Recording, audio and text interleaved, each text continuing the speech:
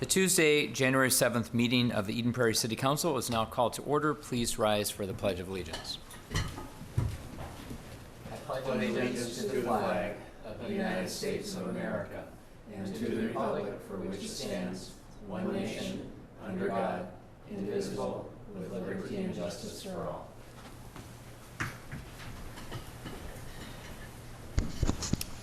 Welcome to the meeting this evening, January 7th. Just a brief announcement about an open podium process that we have at every regularly scheduled City Council meeting. Open podium is an opportunity for Eden Prairie residents to address the City Council on issues related to Eden Prairie city government. Before each council meeting, typically the first and third Tuesday of each month from 6:30 to 6:55 in this council chamber. If you wish to speak at open podium, please contact the city manager's office at 952-949-8412 by noon of the meeting date with your name, phone number, and subject matter so that we can be prepared for what you're going to address us about. If time permits, after scheduled speakers are finished, the mayor will open the floor to unscheduled speakers. Open podium is not recorded or televised. If you have questions about open podium, please contact the city manager's office. The City Council in Eden Prairie also serves as the HRA, Housing Redevelopment Authorities, so we sometimes will have an HRA meeting within a City Council meeting. I'm calling the HRA meeting to order now. Roll call, please. Councilmember Aho. Here. Councilmember Freiberg. Here. Councilmember Narayan. Here. Councilmember Nelson. Here. Chair Case. Here. So the first order of business is to approve the minutes from our last HRA meeting held back on December 3rd. Is there a motion? Move to approve the HRA minutes from December 3rd, 2019. Is there a second? Second. Any items to question or discuss? Hearing none, all those in favor say aye. Aye. Opposed? Second order of business, Mr. Getcho, adoption of a resolution. Thank you, members of the HRA. These items are actually all housekeeping items, so I'll run through them pretty quickly. this one is something our prior city attorney left behind for us to enact at a future meeting. He put together a memo that allows for the executive director and the chair to sign documents for the HRA. Currently, the HRA bylaws say that it would be the chair and the secretary. So similar to the city council, where the mayor and city manager can sign on behalf of the council, we wanted to streamline the process so we wouldn't have to always locate the secretary, but the chair and executive director would sign documents. So the city attorney brought this forward for the HRA for future needed signatures. And that's what the resolution would allow the HRA to do. Great. Do you, you mentioned that they're all housekeeping. You want to speak to each one as we go through them? I can go through them fine. Individually, but That's yeah. Perfect. So is there a motion on this resolution? I move to authorize the executive director to execute the document on behalf of the Eden Prairie Housing Redevelopment Authority. Is there a second? Second. Any additional discussion?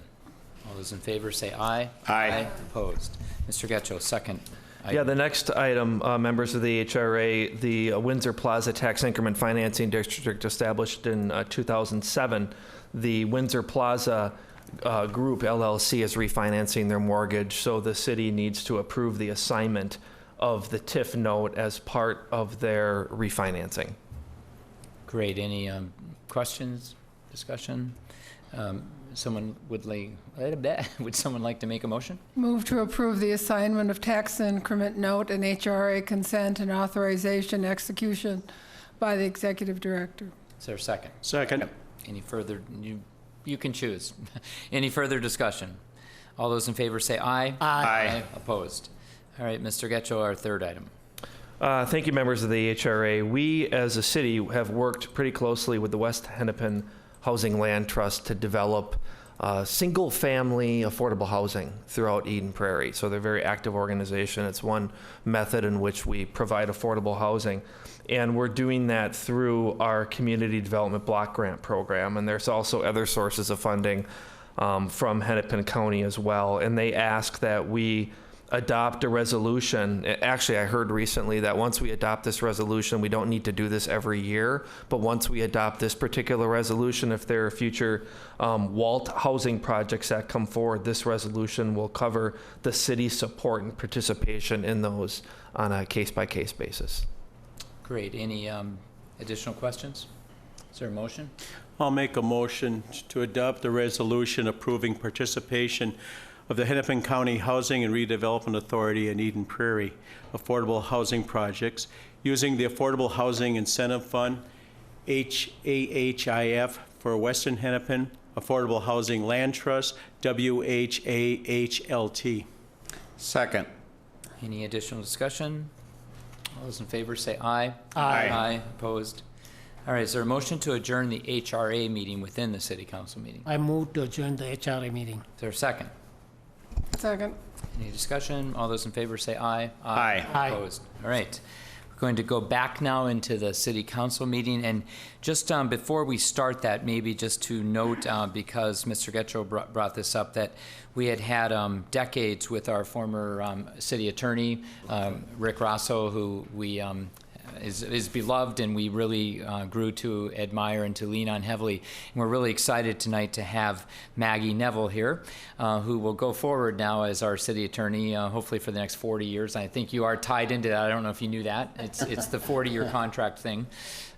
Just for the people of Eden Prairie, I'm sure you realize this, but city's attorneys that sit up here at a body like this not only watch out for and protect the people making the decision, but also our staff and also the people of Eden Prairie. So they're incredibly important, and we're super excited to welcome you and have you here. So welcome. Welcome. All right. Under proclamations, there's a donation. Mr. Getchell, do you want to relate this on? I'll give Mr. Lothammer the honors. Your Honor, council members, this is a donation from Flying Cloud Animal Hospital. It's for $150, and it goes towards our animal open house, which happens in the spring. It's a free event, and we get thousands of people coming to the outdoor center that day to look at a lot of animals on display and take part in some of the hikes and naturalist-led activities. So we appreciate these contributions to help keep that a free and high-quality event. Excellent. Any other questions? Is there a motion to adopt the resolution accepting this donation? I would move to adopt the resolution accepting the donation of $150 from Flying Cloud Animal Hospital for the Starring Lake Outdoor Center's Animal Open House. Is there a second? Second. All those in favor say aye. Aye. Opposed? Even though we do operate on a fairly decent-sized budget, we can't do it all, and so we always appreciate the donations that come in from private individuals and our companies that reside in Eden Prairie. They really help stretch our dollar and help us do a lot more. So thank you so much to the Flying Cloud Animal Hospital. All right, before we actually approve the agenda, any items to add or to question within the agenda? Then is there a motion to approve the agenda? I make a motion to approve the agenda. Is there a second? Second. All those in favor say aye. Aye. Opposed?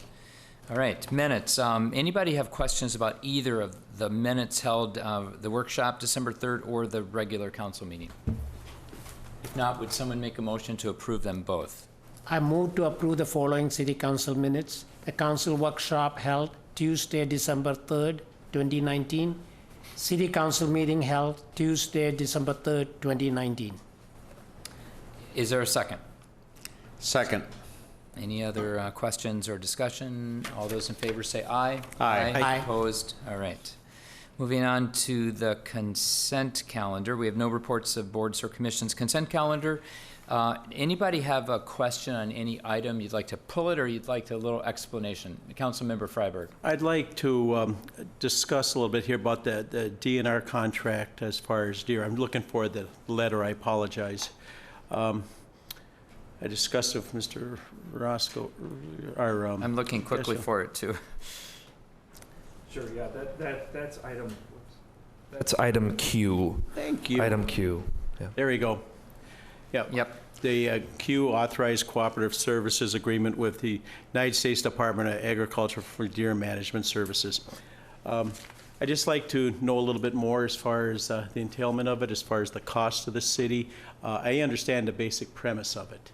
And if there's anyone that can elaborate on it, I'd sure appreciate it. And Mr. Lothammer can provide some background. Yes, Your Honor, council members, we have a contract with them. It's also In the past, you've seen it with a contractor. This case, it's with the United States Department of Agriculture. And we pay them the amount on this contract, and they collect up to, this year, probably approximately 100 deer. They get taken to a processing plant where they are processed and used for food shelves.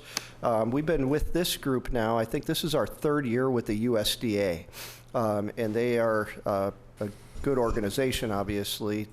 They have sites within the city, so what really begins this for us is about to come up in another probably 3 to 4 weeks. We contract with Hennepin or Three Rivers Park District, and they do aerial surveys throughout the communities.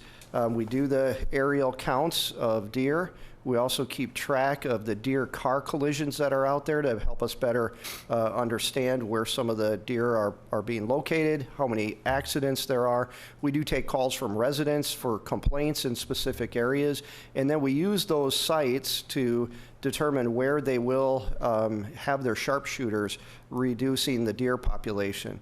We were doing on an every other year basis with more deer per year. We've needed to move that up a little bit in order to keep that deer population at a lower population. There are standards. We do need a permit through the DNR, and some of that relies on what our aerial surveys are. So there are standards that tell us what the approximate number of deer per actual deer habitat are. So we don't use just the acres of the city. We use habitat that can support that kind of amount of deer. And what we're finding is we have continued to need to do this. And one of the reasons is a lot of resident complaints about deer in their gardens, in their flowers. We also see quite a few deer car collisions that we're trying to help out with as well. So this is a pretty standard method of population management within metro areas, and have been happening for quite a long time. I just got 2 questions, if you can help me out. What's roughly right now, does anyone know what the herd size is roughly? 250 is our goal. So Yeah, I'm guessing you're we're gonna about, take I'm guessing 100. we're about 350 now, if you're trying to take 100 out. Yes, it's right in that 350. When you look at herds, though, almost a better way to think about it is from our aerial photos. If you look at the aerial and you look at like Cardinal Creek Conservation Area, we may see when they do the counts, we may see 30 in that area. You go over to Edenvale, we may see 25 in that area, and they're kind of scattered throughout the community. Now, granted, some of those move across and between other areas, but yeah, we have well over 200, sometimes close to 350 that we count on an annual basis. And so we're in that approximately trying to reduce by 100. That depends on when the USDA is out at the sites, how active the deer are, and how long they can actually be out there doing the harvesting. And Does anyone know off the top of their head, I don't have it, as far as what the cost of the contract is to harvest 100 deer? It's up to not to exceed 25,000 according to our Thank you very packet. much. Appreciate it. Thank you. if it's a little bit out of order, but it's relevant. I just want to take just 30 seconds here for educational purposes for anyone listening in as well. The city doesn't do this lightheartedly. We have been studying this since 1993. Is the first time, I believe, that we actually had a policy.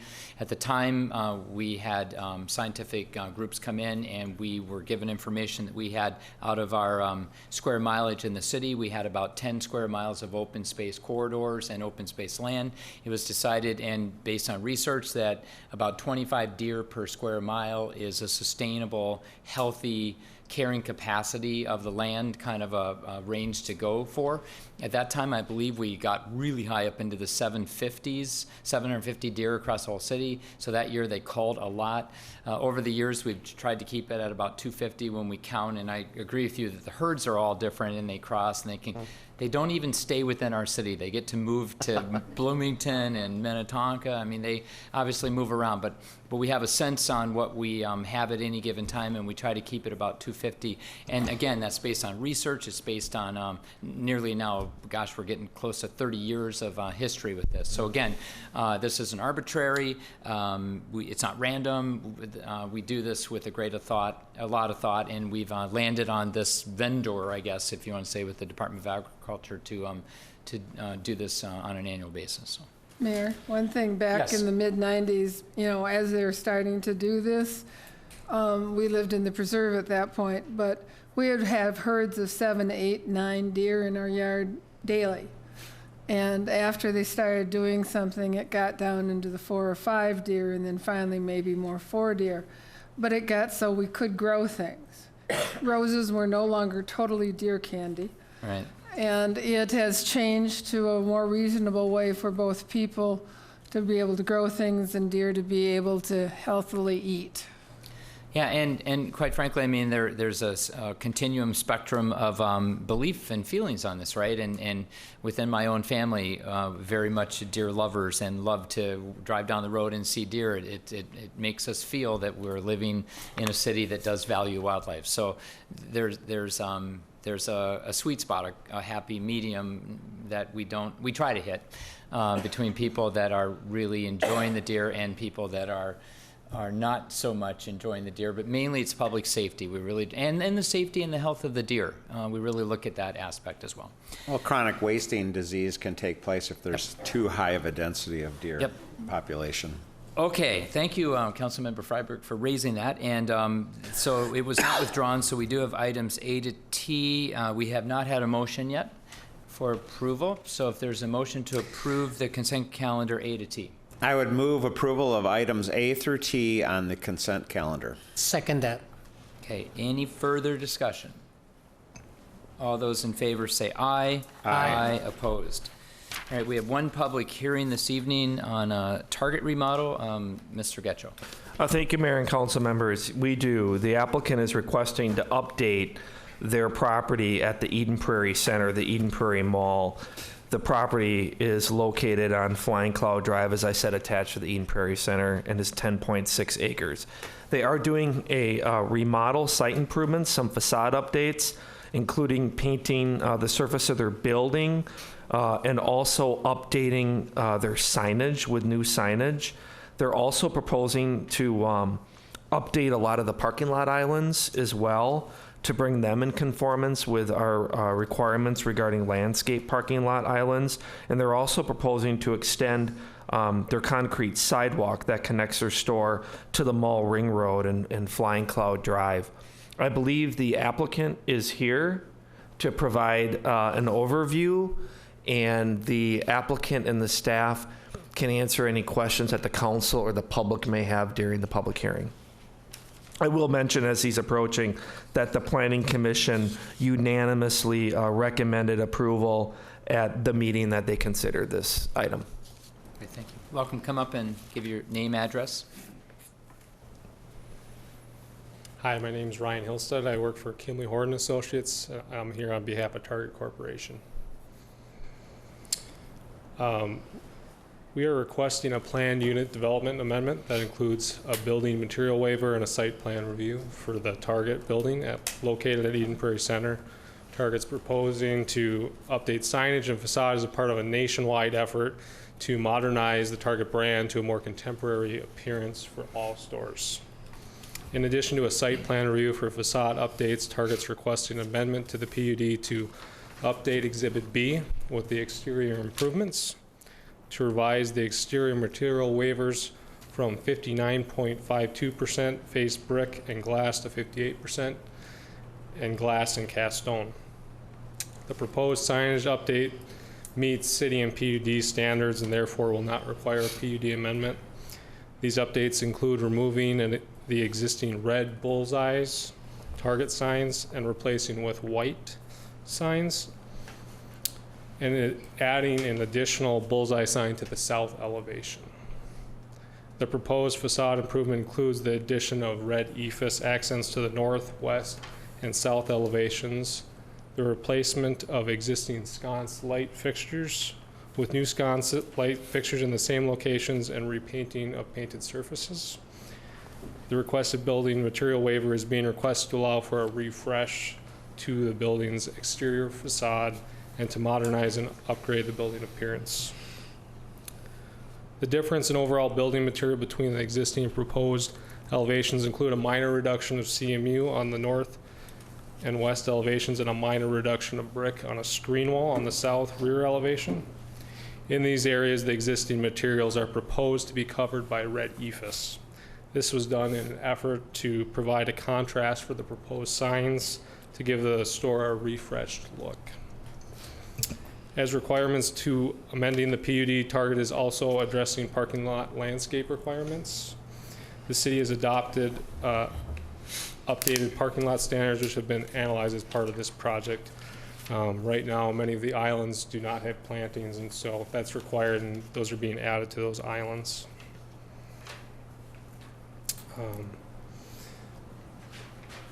Code requires that all parking lot islands have are at the end of each drive aisle, so there's one additional island being added. And then if there's any questions, let me know. My screen just went blank and I was looking at something, but I'll remember it. The sidewalk that was referenced, is that, I was looking through my packet, I didn't see where that sidewalk runs, because there's a couple areas I'd love to have pedestrian access. Yeah, so if you're looking kind of at the face of the building and you head towards the west, the northwest, it crosses the pavement there, and currently it's just striped. So that's where we're adding the island. Where there wasn't an island, it's just with striping. So the island's being added there, and a sidewalk is being added. There was always kind of a connection, but before you had to walk over the. So we're talking over toward the Penny side, or over toward the Bobby and Steve side? Right here. Oh, right in there. That's right where your red pen is. That's where the right there is the new island. Right there. Yeah. That's good. I mean, that's the one I was most concerned about, because there's the most residential apartment dwellers on that side if you cross Flying Cloud right there. Yeah, it's a great place to do that. Yeah. What about, will that sidewalk also accommodate bicycle travel, or is that only for peds? Well, a bicycle could travel there. I don't think it was intended for that, but you certainly could ride your bicycle there. Including wheelchair? Yes, it is a pedestrian ramp, so you wouldn't just, yes, it'll be wheelchair friendly. Okay. Council, we could continue question after the public hearing as well, unless you have something pressing. Should we open it up to the public? Thank you. Stay near, and we'll call you back up if we need you. This is a public hearing. Is there anyone in the audience that would wish to address the council this evening on this topic tonight, the Target remodel? What's your pleasure? We could, if you're ready to vote, we could close everything and still have a conversation, or do you want to just close the public hearing? Either way, I just have one question. Why don't we close the public hearing at the very least and go ahead and do that? So I moved The motion, yeah. I move to close the public hearing and adopt the resolution for We plan. can do that too. Keep going. Yep, you're good. Go all the way? Yep, please. Okay. So let me start again. No, you're sorry. I move to close the public hearing and adopt the resolution for plan unit development concept review on 10.6 acres and approve the first reading of the ordinance for the plan unit development district review with waiver on 10.6 acres and direct staff to prepare a development agreement incorporating staff and commission recommendations and council conditions. Is there a second? Second. Let's have a little conversation here then. Let's see, did you want to continue on with? Yeah, I have Go ahead, just Councilmember Nguyen. one question. Since you are modifying the parking area, have you thought of adding any charging stations for electric cars, electric vehicles? We have not thought of that, and that You think it's a good idea?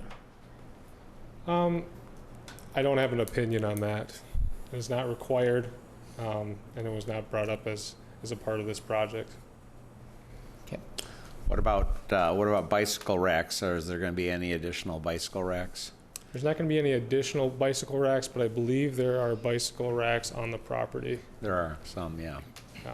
All right, thank you. Other questions? Then, are we ready to vote? All right. All those in favor of approving this remodel, say aye. Aye. Opposed? All right. We're happy. We're always glad to have all of our commercial entities here.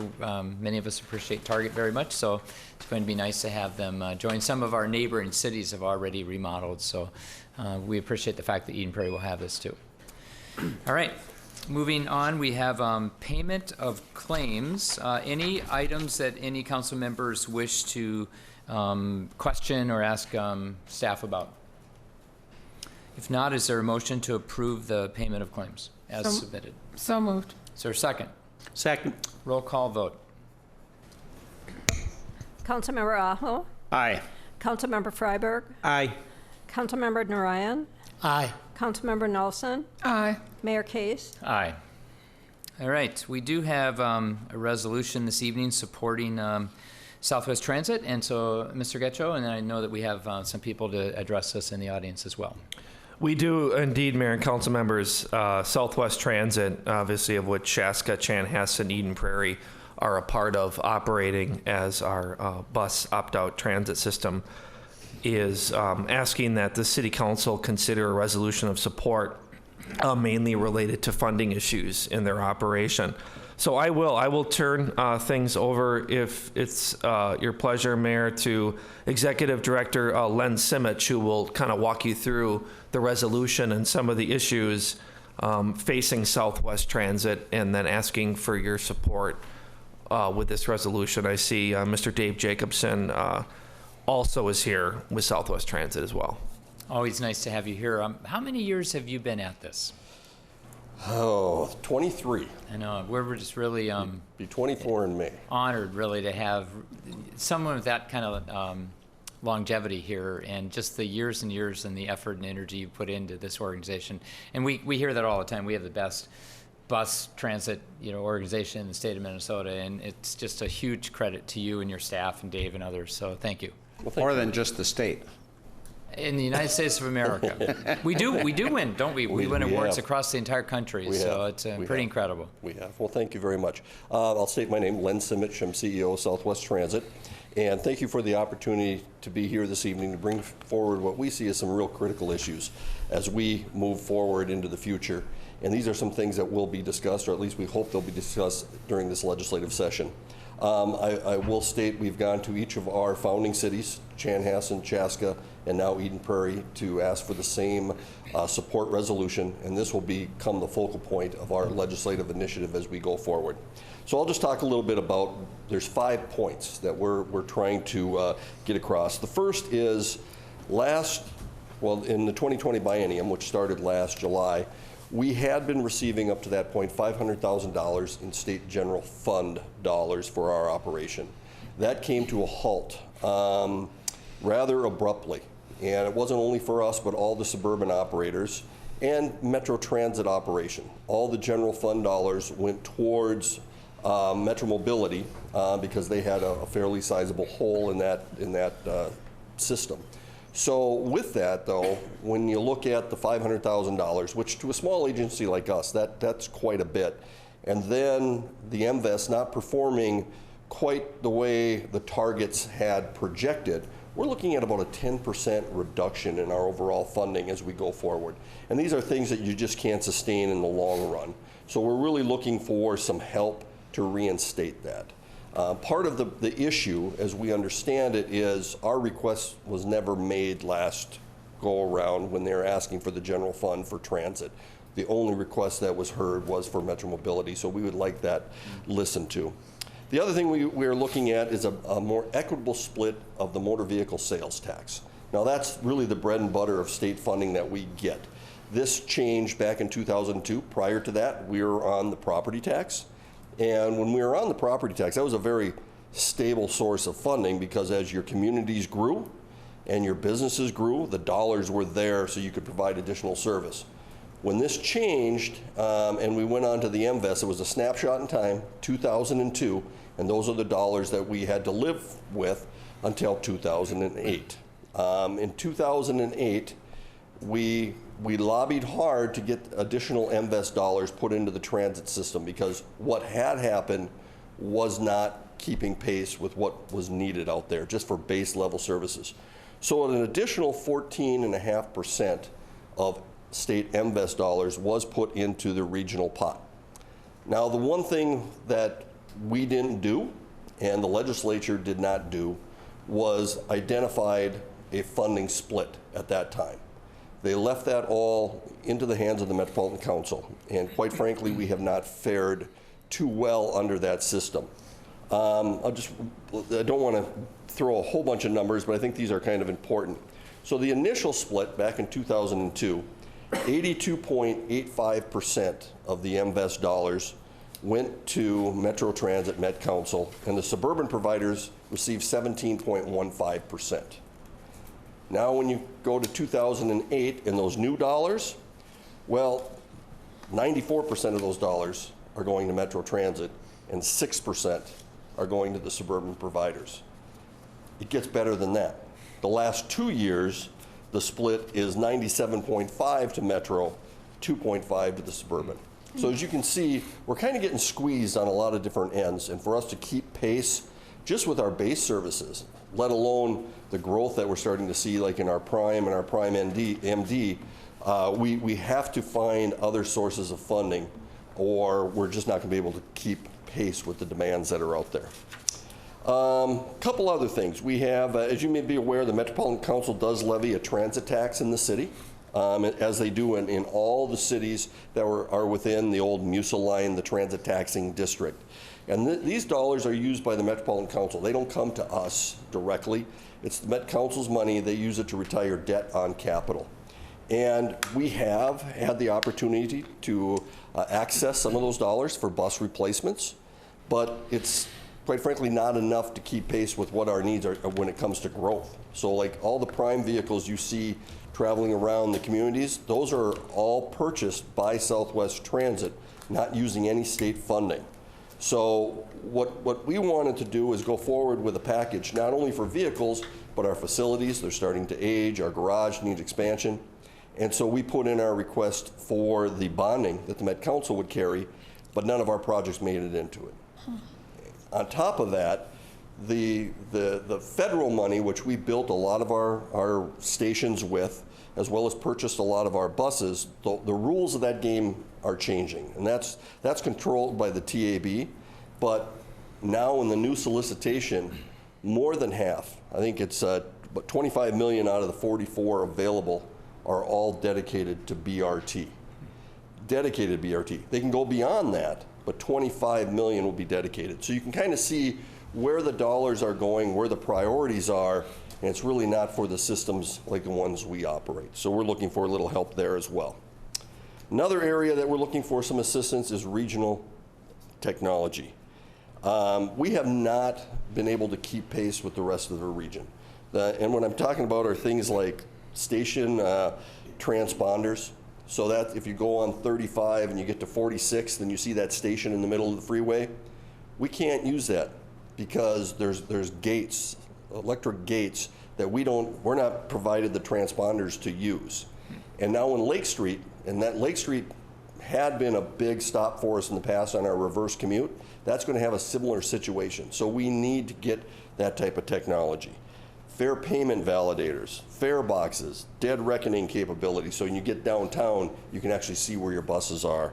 And ticket vending machines. Now this is one of my pet peeves, as my commission members know. We've been asking for these forever, because part of it is I have to rotate staff all week to our satellite stations so that they can sell bus tickets, 1 day or 2 days a week. And if we had a ticket vending machine, they could do it all the time. Well, we've been denied that until recently. They're going to put 7 over at Southwest Station when the rail comes in. for 400 cars, by the way. So as you can see, I'm a little sarcastic with that, but this has been part of the fight that we've had. And it's like we're part of the regional system. We just want to be treated as such. The last piece has to deal with an exemption from some of the fare policies. And I'm not talking about the regular fare, because there's transfer reciprocities between transit providers out there, so you can go from Eden Prairie and end up in Stillwater if you wanted to with one fare. And that's a good thing. That really is a good thing for transit. But what we're talking about are special events and our micro systems like our Prime. The special event is the one that comes up most recently, where the Met Council stepped in last year and said we were no longer able to charge $8 for our state fare service. We had been charging $8 for 2 years. We had been, up to that point, the highest number of passengers passing through a gate at the state fair belonged to Southwest Transit. I will say that happened again last year too, so 3 years running. But what this, in terms of their review of this, they were citing a federal policy that has to deal with charter. Now, we looked at it and said, this doesn't apply, and more importantly, our attorneys looked at this and said it does not apply. But they would not budge, and we're saying, the way we operate is not like a typical fixed route where we're leaving every 15 or 30 minutes. We're a load and go system. If you've taken our bus to the fair, that bus pulls up, we fill that bus, and you're gone. And that's why we turn so many people through, and that's why they like riding with us. So we based our fare structure on our Prime, our demand response system, which is a $4 one way, so $8. The feds, they said, well, that's a gray area, but the Met Council wouldn't back off on it. Nonetheless, we had to, we had to charge the 6 instead of the 8, and we lost $30,000 on that operation. Our goal is always to have the fare box pay the way when it comes to special events. And not that subsidizing it is the worst thing, because it's a great marketing tool for us, but when dollars are tight, we really want to save those dollars for our base operations. So that has us concerned, as well as our Prime. Our Prime and Prime MD are two really different services that aren't offered anywhere. And because of that, the Met Council has not put forward any fare policies yet. They're talking about that. And what we don't want them to do is come in, because they're the most cost effective, by about half. We're running on a subsidy per passenger basis at about $7 to $8, where you can look at Metro Mobility and it's up in the mid-20s, or any of these other dial-a-ride systems are in the high teens. So we think we have a good thing, and we just don't want them coming in and messing that up. So that's our points, and we do hope that you're able to support those for us. Absolutely. Thank you so much. Thanks for being here. Thank you. Just to, again, let people in the audience and the public watching this at home, we do have 2 of our council members serve on the Transit Commission, and then Councilmember Aho is the chair. So Eden Prairie is well represented, and then Councilmember Narayan is our other commissioner. So thank you for both of the service that both of you do, but Councilmember Aho particularly for how many years have you been on it? I don't know, a lot. Long time, but I'm very honored to serve as chair, and hope to do that again this year. And it's a great organization. Like I mentioned, it's an award-winning organization, provides a fabulous service to our residents, and we're looking at some opportunities to expand and do some new services and new routes. And I think we've got really great plans. It's just a matter of, can we get the funding to do that? And so that's really why we felt that it was very important for us to have letters of resolution supporting the organization and the funding needs put out by each of the member cities to really strengthen our ask to the legislators that support us. So sounds good. And represent us. Are you suggesting that you do want us to reappoint you this evening? Is that kind of what I was hearing? I'm hoping, behind all that? I'm hoping. Right. Yes. Councilmember Narayan. Yeah, I was just going to add Brad's point. It's I've been working with you, Len, and your staff a year now. It's a great organization. It's a great pleasure to see the amount of riders that you do. I mean, can you just share with us how many riders in a year or per month, different category that we do? Yeah, we average about 1.2, 1.3 million rides a year. and our express has actually kind of flattened off, a slight decline, which isn't unique to us. It's happening all over the country. Where our big growth has been is in the prime. We are up probably in the neighborhood of 15 to 18%. And part of it's capped because we just don't have the additional vehicles or dollars to continue to grow that system. So it has been our you're always looking at different ways to reinvent yourself, and that seems to be it for today. We have to keep on looking for something else for tomorrow. I think it's an important part, especially the innovation that your organization doing with the Prime MD and Prime. Both of them is targeted to seniors, people cannot drive to a hospital. I mean, it's a critical need, and so it's very important. And I'm glad to be part of that commission as well. Wonderful. And if you don't know about the Prime MD, this is a service that goes out of our 3 communities. It serves medical facilities in Shakopee and Waconia, in Southdale, and we're going to be continuing to expand upon that. Ridgeview, the Waconia Hospital, it also has an operation in Chaska. They actually pay for half of the ride for those people, and we're hoping to get the other medical facilities to do the same. Again, it's a way you can stretch that operating dollar a little further. Okay. One last point, and Yes. talking about innovation, when we're looking at Southwest LRT coming into Eden Prairie now, people are going to need to get to their final destination, and so we're really looking at how can we do that. And one of the things that we've been investigating is, especially in the Golden Triangle area, is using electric vehicles, but not just electric vehicles, but autonomous vehicles. And I think that would be a huge boon to the area and to supplementing what Southwest LRT can do. So we're trying to really look out past just what we're doing now, but looking at what are the future needs going to be, especially with the train coming in. Great. So Great. thank you.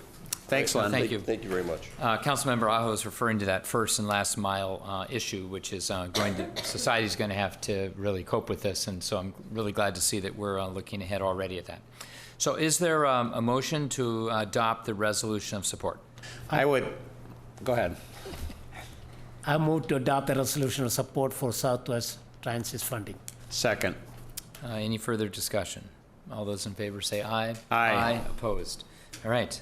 Thank you again for coming this evening, both Len and Dave. Also, can I say thank you for putting the Prime and Prime MD? I've heard from a lot of people that is a way that they can stay in the community and manage. So it's a big deal to some people.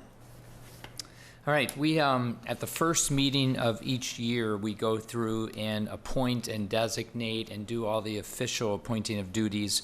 And so you're going to hear a lot of appointments running through here. So Mr. Getchell, what's the best way to do this? Literally just say we designate the city and we begin, okay. So our first appointment or designation is to designate the official city newspaper.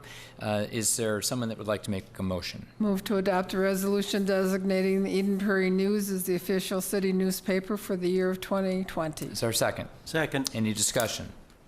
All those in favor say aye. Aye. Opposed? All right, the second is to designate official meeting dates, time, and place for city council in 2020, and within this to then appoint the acting mayor. And for those people not familiar with that, the acting mayor is a state legislated title, and it means basically vice mayor, but in the absence of the mayor, it's the council member that would stand in and perform the mayoral duties. And so that can be running a meeting, but also could be if I was out of town and we had a city emergency, something like that.